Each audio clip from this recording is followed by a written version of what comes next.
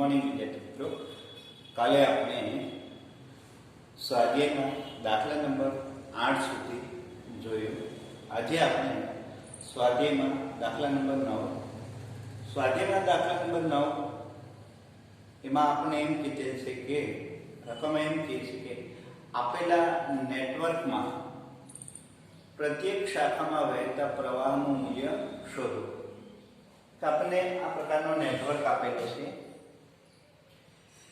નેટવર્કમાં અવરોધ AB ભુજાનો અવરોધ 10 ઓહમ છે, BC ભુજાનો અવરોધ 5 ઓહમ છે, AD ભુજાનો અવરોધ 5 ઓહમ, DC ભુજાનો અવરોધ 10 ઓહમ અને BD ભુજાનો અવરોધ આપણને 5 ઓહમ આપેલો છે. અહીંયા વિદ્યાર્થી મિત્રો, સૌપ્રથમ પહેલી દ્રષ્ટિએ આપણે એવું લાગે કે આ જોડાણ વિસ્ટર બ્રિજ પ્રકારનું છે, પણ આ પ્રકારનું જોડાણ એ વિસ્ટર્ન બ્રિજ પ્રકારનું નથી. શા માટે? તો કે વિસ્ટર્ન બ્રિજમાં અનુરૂપ ભુજાના અવરોધનો ગુણોત્તર સમાન થવો જોઈએ. એટલે કે AB અને AD નો ગુણોત્તર 10/5 થશે. તો BC અને DC બંને ભુજાનો અવરોધ 5/10 થાય. તો આ બંને ગુણોત્તર સમાન મળ્યા નહીં. આથી આ અવરોધને આપણે કાઢી શકીએ નહીં.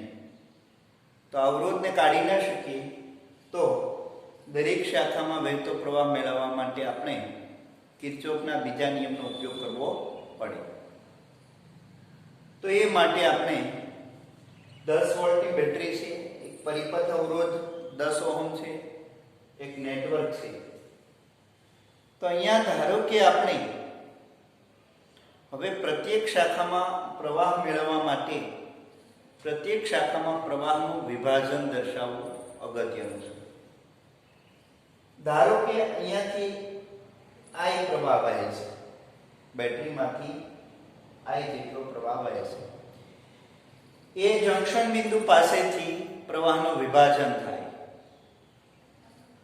તો AB શાખામાં વહેતો પ્રવાહ ધારો કે I1 છે,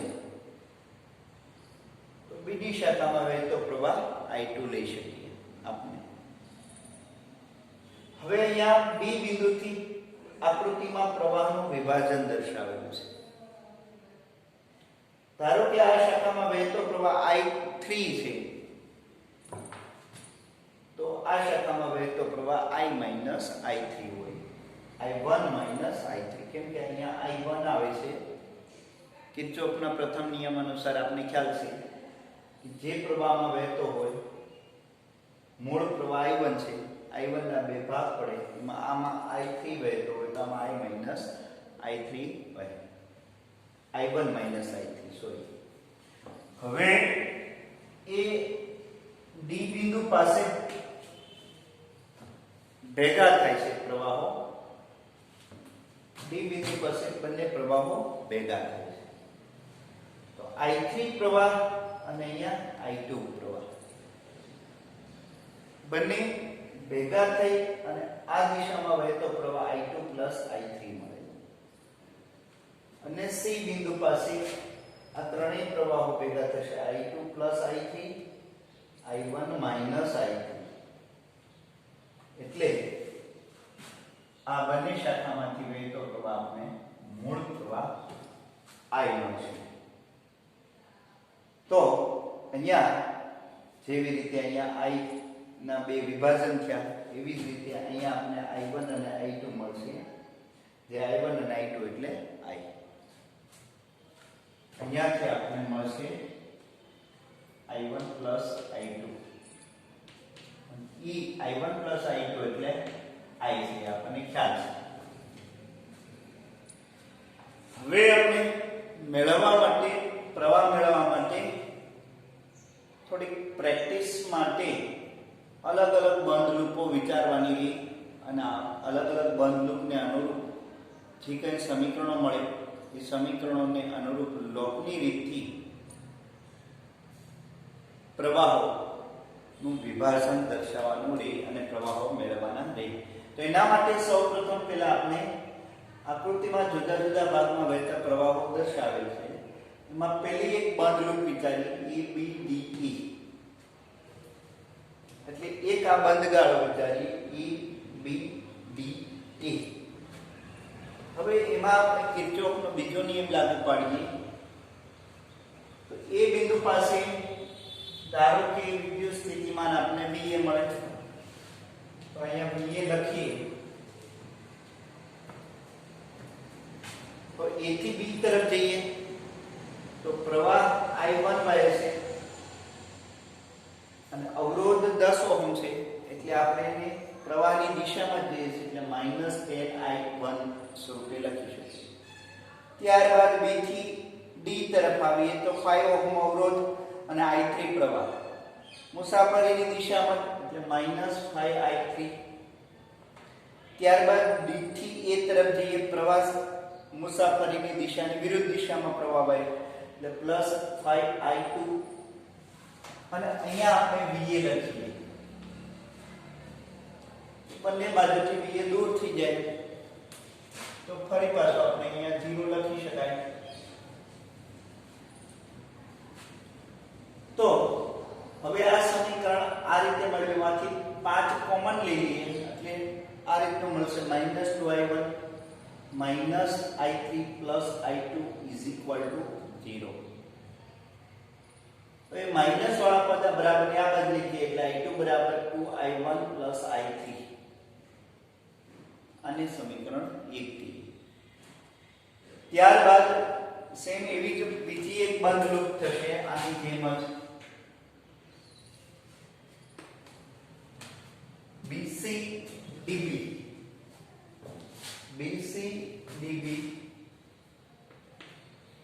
અહીંયાથી BCDB. તો B બિંદુ પાસે વિદ્યુત સ્થિતિમાન ધારો કે VB, તો અહીંયા VB લખીએ. ત્યારબાદ પ્રવાહની દિશામાં જઈએ તો -5 in bracket I1 I3 plus પ્રવાહની વિરુદ્ધ દિશામાં આવીએ આ બિંદુથી અહીંયા તો પ્રવાહની વિરુદ્ધ દિશામાં એટલે +10I2 +I3 +5I3. અહીંયા પ્રવાહની વિરુદ્ધ દિશામાં એટલે +5I3 અને B બિંદુ પાસે VB લઈએ તો બંને બાજુથી VB દૂર કરીએ તો 0. હવે હાલ વિદ્યાર્થી મિત્રો આપણે કિર્ચોફનો બીજો નિયમ જ્યાં લાગુ પાડીએ અને બંધ લૂપ હોય તો સ્ટાર્ટિંગ પોઈન્ટમાં જે પોટેન્શિયલ હોય એ અંતિમ પોઈન્ટમાં મળતા હોય તો એ પોઈન્ટમાં એ પોટેન્શિયલ લખવાની જરૂર રહેતી નથી. એટલે કે અહીંયા VB લખીએ અને અહીંયા VB લખીએ તો એ લખો અથવા ન લખો એમાં કોઈ ફેર પડતો નથી, એટલે અહીંયા આપણે લખતા નથી. ત્યારબાદ આપણે સાદુરૂપ આપીએ અને આપણને કિંમત મળશે I1. I1 બરાબર 2I2 +4I3. હવે અહીંયા -I2 ની કિંમત સમીકરણ 1 માં મૂકતા એટલે આપણે -I2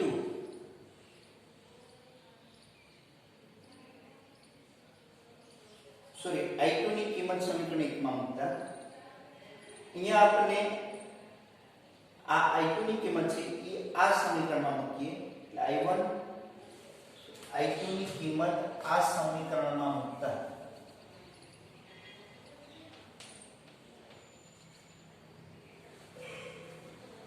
I2 ની કિંમત આ સમીકરણમાં મૂકતા 2I1 +I3 +4I3 સાદુરૂપ આપીએ એટલે એક સંબંધ આ મળશે I1 બરાબર -2I3. એને સમીકરણ 2 કહીએ. ત્યારબાદ I2 બરાબર આપણને આ રીતનો એક સંબંધ મળશે 2 -2I3 plus I3 is equal to minus 3I. જે I1 ની કિંમત છે અહીંયા મૂકેલી છે આપણે સમીકરણ 1 માં. આ કિંમત આના ઉપરથી મૂકો એટલે એક સંબંધ I2 બરાબર -3I3 મળે. ત્યારબાદ એક બંધ લૂપ આ વિચારી E D C F G E એટલે એક આ બંધ લૂપ થશે.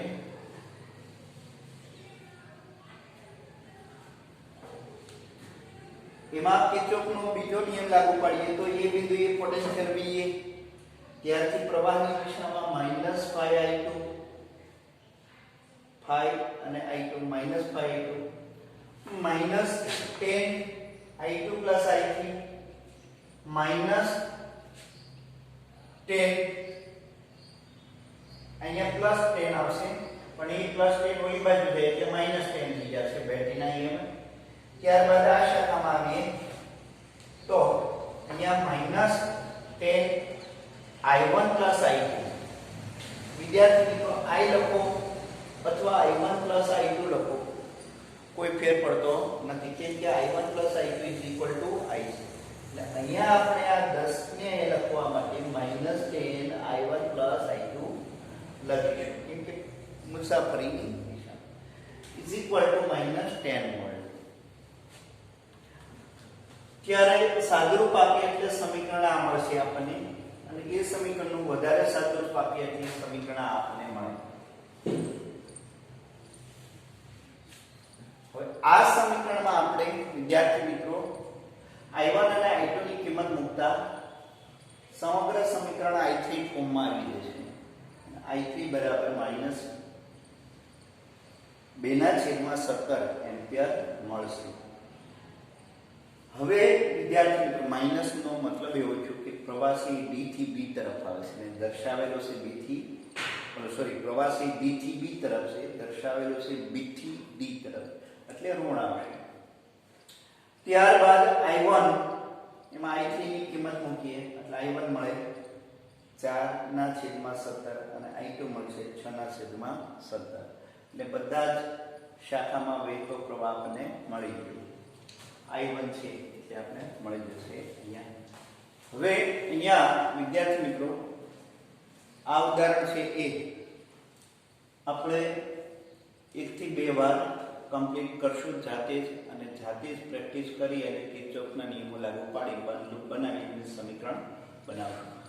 અહીંયા વિદ્યાર્થી મિત્રો આવી રીતે I2 = 2I1 + I3 લીધેલ છે અને એના આ સાદુરૂપ આપી અને I3 ના ફોર્મમાં લીધેલ છે. એવું ના કરીએ તો 3 સમીકરણ બને. ના 3 સમીકરણને લોટની રીતથી ઉકેલો તો પણ આપણે મળી શકે છે. તો ઘણી રીતે આપણે ઉકેલી I1 અને I2 અને I3 મેળવી શકાય. અગત્યની બાબત છે પ્રવાહનું વિભાજન. તો ત્યારબાદ આપણે ઉદાહરણ તરફ જઈએ. દાખલા નંબર 3.10 તરફ જઈએ આપણે. દાખલા નંબર 3.10 તરફ.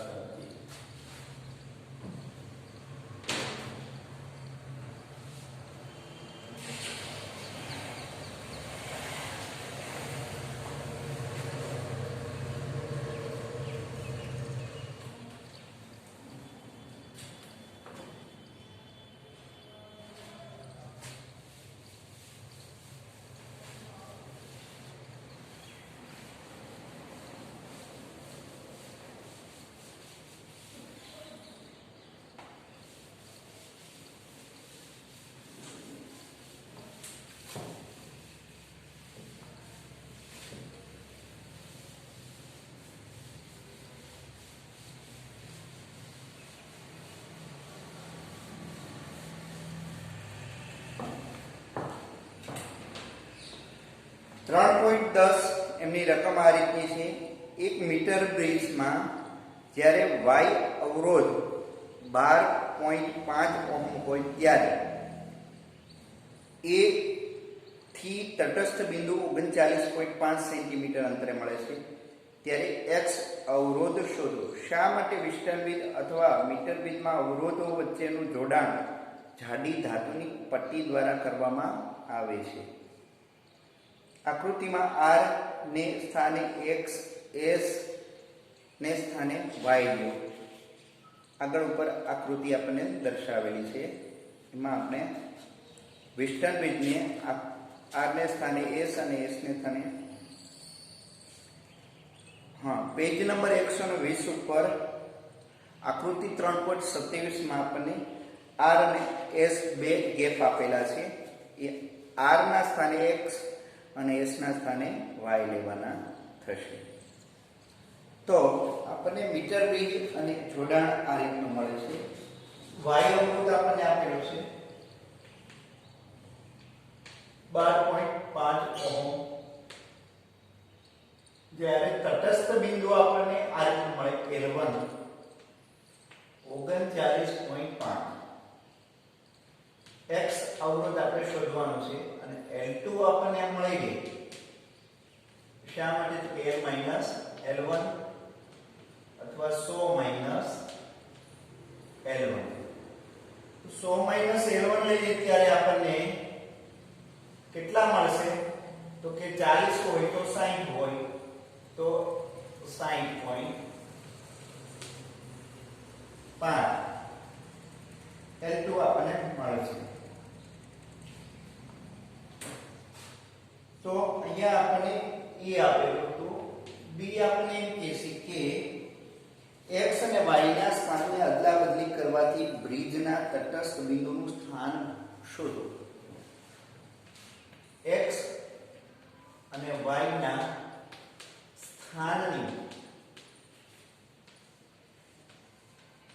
અદલાબદલી કરતા તટસ્થ બિંદુ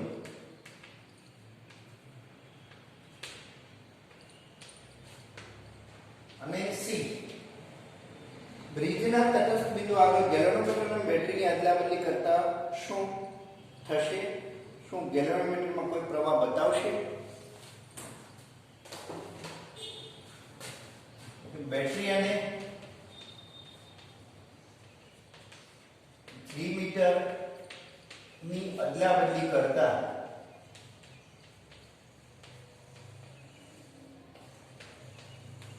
તટસ્થ બિંદુમાં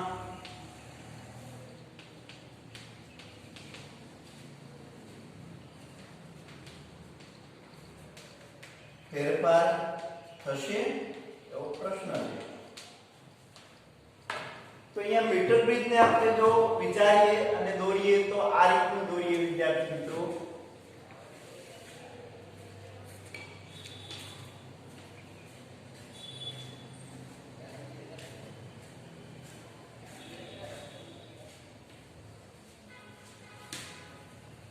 અહીંયા એક ગેપમાં x અવરોધ છે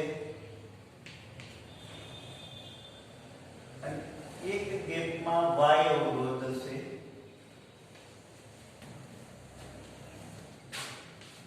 અહીંયા એક તાર છે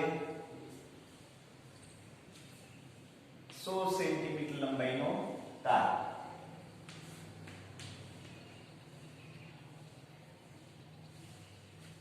તટસ્થ બિંદુ આપણને અહીંયા મળે છે 39 પોઈન્ટ. અહીંયાથી G મીટર અને જોકી કળ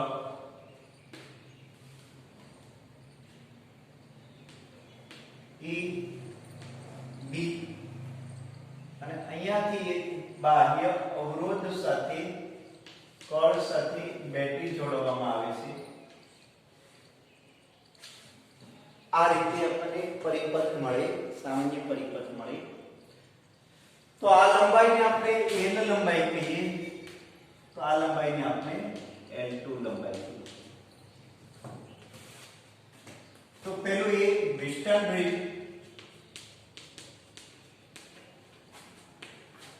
સંતુલિત સ્થિતિમાં હોય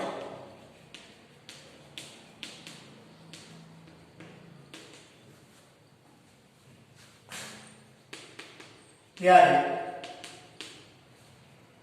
આપણને ખ્યાલ છે અનુરૂપ ભુજાઓના અવરોધનો ગુણોત્તર સમાન મળે. x/y લઈએ તો l/l -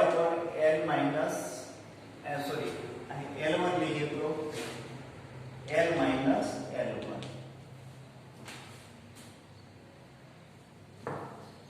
L આપણી પાસે 39.5 છે તો અહીંયા આપણે 100 39.5 મળશે. એને અનુરૂપ x upon y બરાબર 39.5 અને 60.5. તો આ રીતે આપણે x અને y ને અનુરૂપ x શોધવાના રહે. x બરાબર 39.5 અને 60.5 ગુણ્યા y તરીકે આપણે 12.5 છે. તો x બરાબર જે તમે જાતે કેલ્ક્યુલેટ કરી અને મેળવી શકો છો. કેટલા આપણને મળે છે? x બરાબર તો એ જોઈએ તો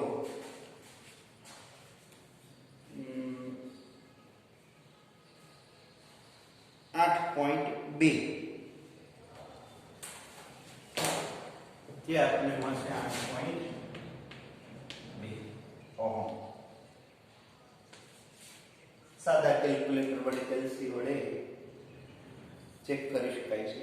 હવે આપણે કહીએ કે આમાંના માપને કહીએ કે શા માટે મીટર ગ્રીડમાં ધાતુની પટ્ટી ઉપયોગમાં લેવામાં આવે છે. તો આગળ ઉપર આપણે સમજી ગયા છીએ કે ધાતુની પટ્ટી હોય તો એ પટ્ટીનો આડછેદ વધે છે, આથી અવરોધ ઓછો થાય છે. એટલે અહીં પરિપથનો અવરોધ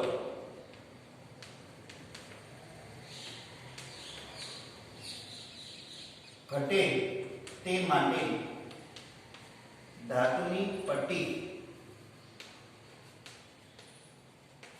ઉપયોગમાં લેવામાં આવે છે.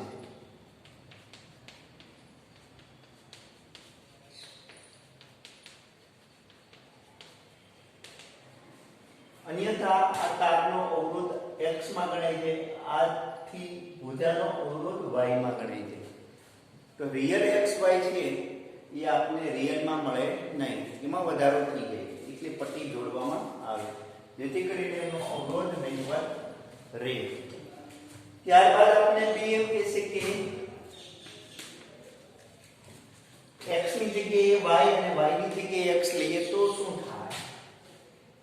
y અહીંયા લઈએ, x અહીંયા લઈએ તો તટસ્થ બિંદુમાં પણ અદલાબદલી થઈ જાય. એટલે x અને y ની અદલાબદલી કરીએ, અદલ બદલ કરીએ તો તટસ્થ બિંદુ 60.5 mm, ઠીક છે. અહીંયા 39.5 ને બદલે તટસ્થ બિંદુ અહીંયા 60.5 કેમ કે આ બે લંબાઈ ની પણ અદલ બદલ થઈ જાય કે y upon x નો ગુણોત્તર મળે તો આવી રીતે થઈ જશે 60.5 અને 39.5 આવી રીતે આપણને મળે. ત્યારબાદ આપણને એમ કે છે સી માં કે બેટરી અને જી મીટરની અદલાબદલી કરતા તટસ્થ બિંદુમાં ફેર પડશે તો કે નહીં. બેટરી અને જી મીટર ની અદલ બદલ કરતા પરિપથ વહેતો પ્રવાહ અને તટસ્થ બિંદુ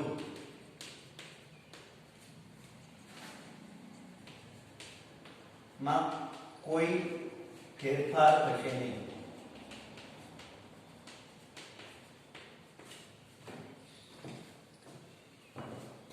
બેટરી અને જી મીટર ના સ્થાનની અદલ બદલ કરીએ ત્યારે પરિપથમાં વહેતો પ્રવાહ એ સમાન જ મળશે, એટલે કે જી મીટરમાં વહેતો પ્રવાહ સમાન જ મળશે, એમાં કોઈ ફેરફાર થશે નહીં. તો ત્યારબાદ આપણે લઈએ દાખલા નંબર 3.11. દાખલા નંબર 3.11 માં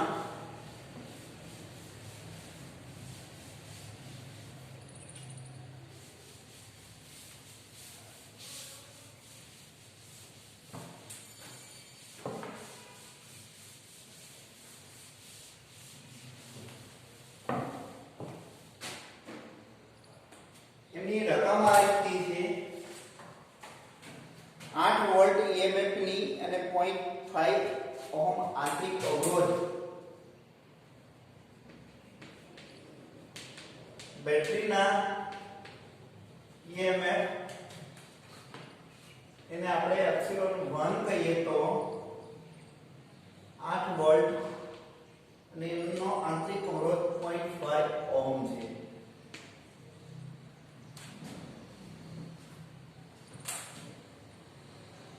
બેટરીને 120 વોલ્ટ વાળા ડીસી સપ્લાય સાથે ડીસી સપ્લાય ના EMF એપ્સિલોન 120 વોલ્ટ અને બાહ્ય અવરોધ 15.5 ઓહમ વીજભારિત કરવામાં આવે છે. વિદ્યુત ભારની પ્રક્રિયા દરમિયાન બેટરીનો ટર્મિનલ વોલ્ટેજ કેટલો હશે? વિદ્યુત ભાર માટેના પરિપથમાં શ્રેણી અવરોધ રાખવાનો હેતુ શું છે? શ્રેણી અવરોધ રાખવાનો હેતુ શું છે? અહીંયા આપણને આ રીતનું કહીશું વિદ્યાર્થી મિત્રો.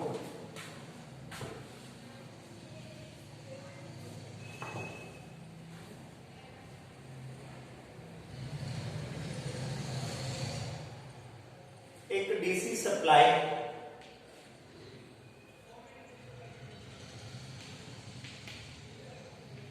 120 વોલ્ટ આ ડીસી સપ્લાય સાથે બાહ્ય અવરોધ રાખવામાં આવે કે જે પ્રવાહનું નિયમન કરે છે અને એક કે જે આપણે બેટરી ચાર્જ કરવાની છે એપ્સિલોન 1 એમના EMF છે આપણને 8 વોલ્ટ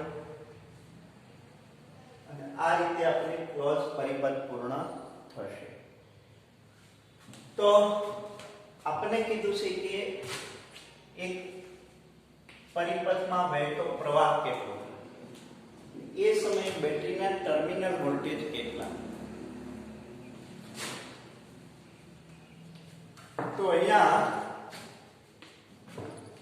BCD વિદ્યાર્થી મિત્રો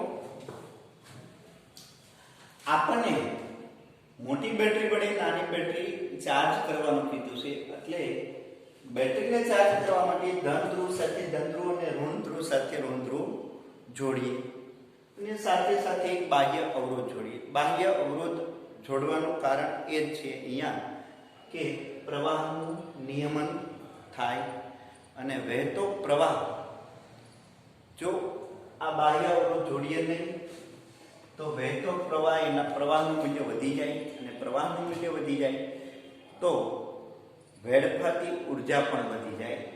ઉષ્મા ઉર્જા I²R પ્રમાણે બેટરીના આંતરિક અવરોધમાં બેટરીમાં વહેતો પ્રવાહ વધી જાય તો વેડફાતી ઉષ્મા વધી જાય છે. વેડફાતી ઉર્જા વધી જાય છે એટલે ઉત્પન્ન થતી ઉષ્મા વધી જાય છે. તો આ ઉત્પન્ન થતી ઉષ્મા ઉર્જા અલ્પ રહે એના માટે આપણે બાહ્ય અવરોધ જોડવો પડે. હવે અહીંયા બંધ ગાળા માટે કિર્ચોફનો નિયમ લાગુ પાડીએ.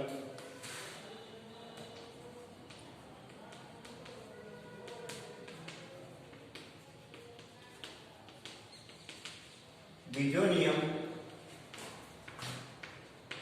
લાગુ પાડતા આપણને અહીંયા VA ત્યાંથી R અવરોધ 15.5 અને વહેતો પ્રવાહ ધારો કે I લઈએ એટલે માઇનસ I 15.5.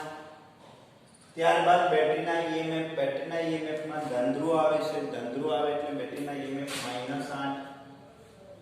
ત્યારબાદ અવરોધ, આંતરિક અવરોધ આવે છે, આંતરિક અવરોધમાં I 0.5 અને D બિંદુ અને બેટરીના વોલ્ટેજ ઇક્વલ ટુ V. હવે અહીંયા -15.5 I -8 આ બે થઈ આપણે લઈએ તો 112 ઓલી સાઈડ જશે એટલે 0.5 I બરાબર 112 માઈનસ કોમન લઈએ 0.5 એટલે 16 I બરાબર 112 તેથી I બરાબર 112 ના છેદમાં 16 112 ના છેદમાં 16 થઈ જશે. ત્યારે એને અનુરૂપ આપણને I મળશે. આગળ ઉપર તમે સાદુરૂપ આપીને કેલ્ક્યુલેટ પણ કરી શકો છો. હવે આપણે પ્રવાહ મળી ગયો. ત્યારે આપણે એમ કહીશું કે બેટરીના ટર્મિનલ વોલ્ટેજ કેટલા.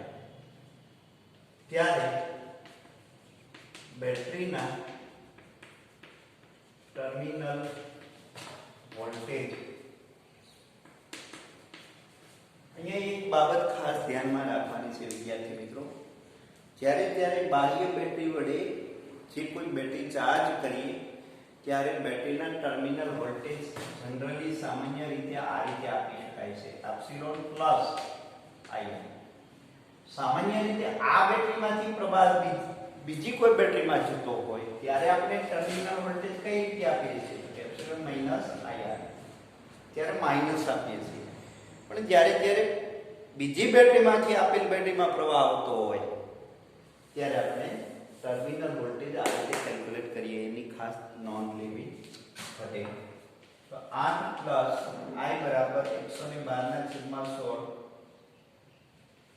1/2 એટલે 12 ના છેદમાં 32.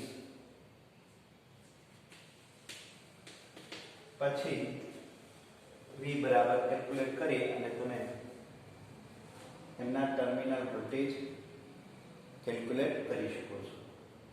તો આવી રીતે આપણે ટર્મિનલ વોલ્ટેજ અને બેટરીમાં વહેતો પ્રવાહ મળી શકે છે. તો અહીંયા દાખલા નંબર 3.11 આ રીતનું હતું. તો અહીંયા 11.5 ટર્મિનલ વોલ્ટેજ આપને મળશે. માઇનસમાં જ આવશે, સોરી, હા બરાબર 11.5 આપને મળશે. ત્યારબાદ આપણે ઉદાહરણ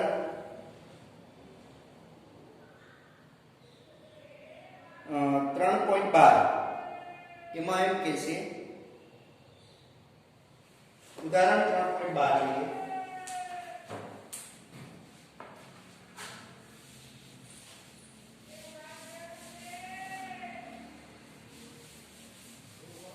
બસ બે ઉદાહરણ લઈએ.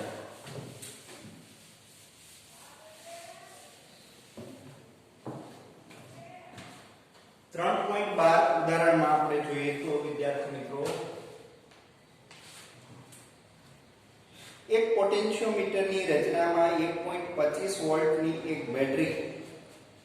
તો પોટેન્શિયોમીટરની રચનામાં બેટરી 1.25 વોલ્ટ, બેટરી તારના 35 સેન્ટીમીટર અંતરે તટસ્થ બિંદુ મળે છે. સી તટસ્થ બિંદુ આપણે 35 સેન્ટીમીટર અંતરે મળે છે. હવે આ કોષને બદલે બીજો કોષ લગાડવામાં આવે ત્યારે તટસ્થ બિંદુ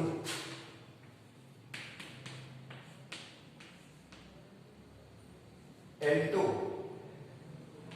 63 સેન્ટીમીટરે મળે છે. તો બીજા કોષનો EMF શોધો.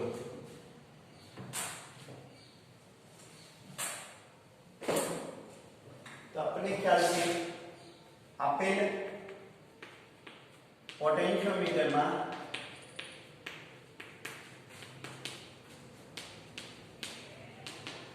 બે વિદ્યુત કોષો ના EMF ની સરખામણી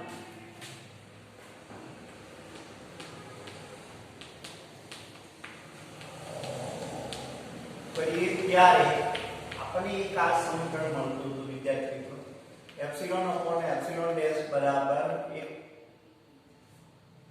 L1 અપોન L2 35 સેન્ટીમીટરના છેદમાં 63 સેન્ટીમીટર, તો એપ્સિલોન ડેશ બરાબર 63 35 ગુણ્યા એપ્સિલોન એટલે 1.25 વોલ્ટ, તો આને અનુરૂપ આપણને કિંમત મળી જશે જે આ વોલ્ટની હશે. તો આ હતું ઉદાહરણ દાખલા નંબર 3.12. ત્યારબાદ દાખલા નંબર 3.13.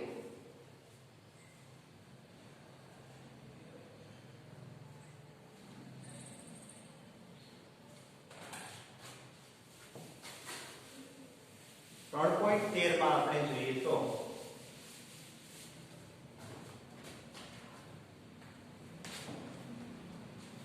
ઉદાહરણ 3.1 માં ઉપર સુવાહકમાં મુક્ત ઇલેક્ટ્રોનની અંદાજિત સંખ્યા ઘનતા એટલે એકમ કદ દીઠ મળતો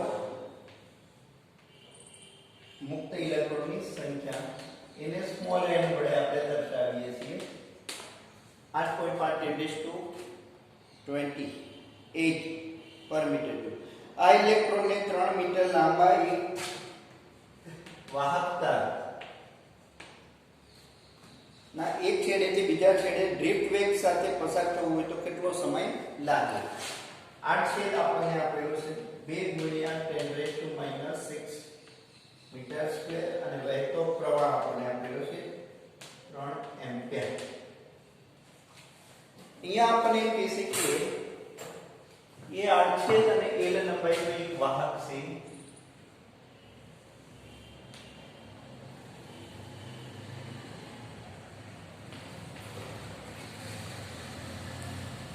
અને આ વાહકને એક બેટરી સાથે જોડેલો છે. ત્યારે આમાં વહેતો પ્રવાહ આપણને આપેલો છે.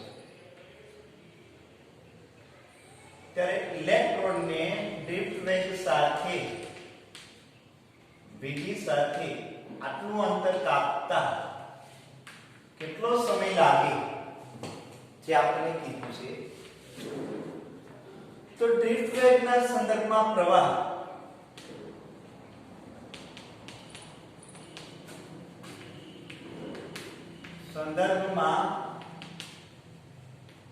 પ્રવાહ કે આપણે મળે છે I બરાબર NEAVD.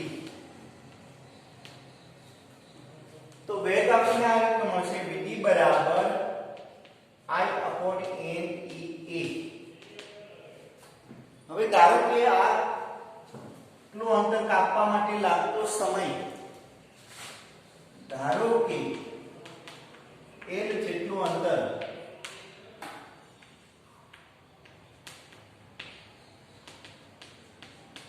કાપતા લાગતો સમય t હોય તો સમય બરાબર અંતરના છેદમાં વેગ. અંતર L આપણે આપેલું છે, VD આપણે આપેલા છે I/NEA. L બરાબર આપણને ખ્યાલ છે 3. એકમ લંબાઈ એકમ કદ દીઠ ઇલેક્ટ્રોનની સંખ્યા ખ્યાલ છે.